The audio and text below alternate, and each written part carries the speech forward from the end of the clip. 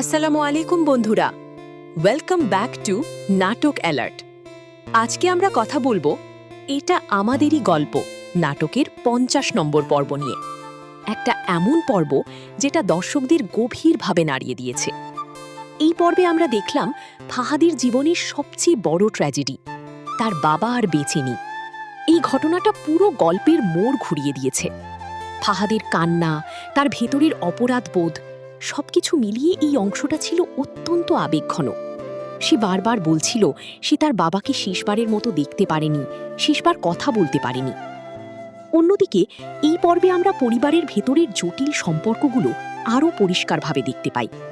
বিশ্বাস, ভালোবাসা আর বিশ্বাসঘাতকতার মিশ্রণে তৈরি এই গল্পে সবচেয়ে কষ্টের বিষয় হচ্ছে, যাকে নিজের মানুষ ভেবে বিশ্বাস করা হয়েছিল সেই মানুষটাই তার জীবনের বড় ক্ষতির কারণ হয়েছে।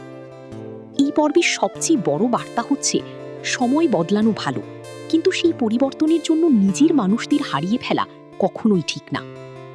এখন আসি আগামী পর্বে কি হতে পারে সেই বিষয়ে।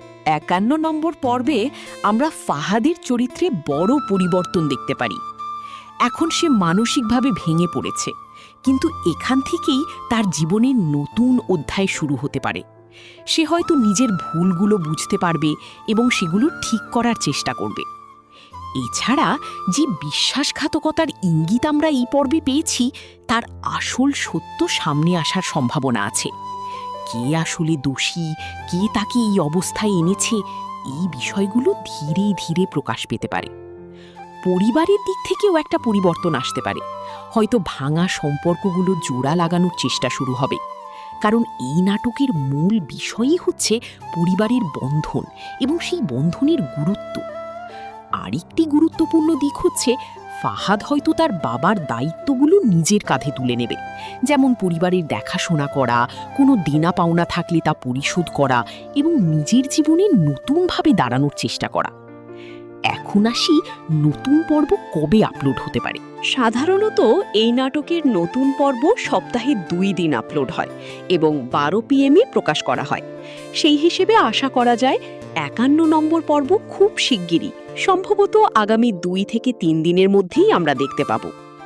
শেষে একটা কথা বলতেই হয়, এই নাটকটা আমাদের শেখায়, জীবনে যত ব্যস্তই হই না কেন, নিজের বাবা মা এবং আপন মানুষদের কখনো অবহেলা করা উচিত না, কারণ সময় চলে গেলে সেই সুযোগ আর ফিরে আসে না। আপনার কি মনে হয়, ফাহাদ কি তার জীবনের ভুলগুলো ঠিক করতে পারবে? আপনার মতামত কমেন্টে জানাবেন। ভিডিওটি ভালো লাগলে লাইক দিন, শেয়ার করুন এবং নাটক অ্যালার্ট চ্যানেলটি সাবস্ক্রাইব করে আমাদের সাথেই থাকুন। আল্লাহ হাফেজ।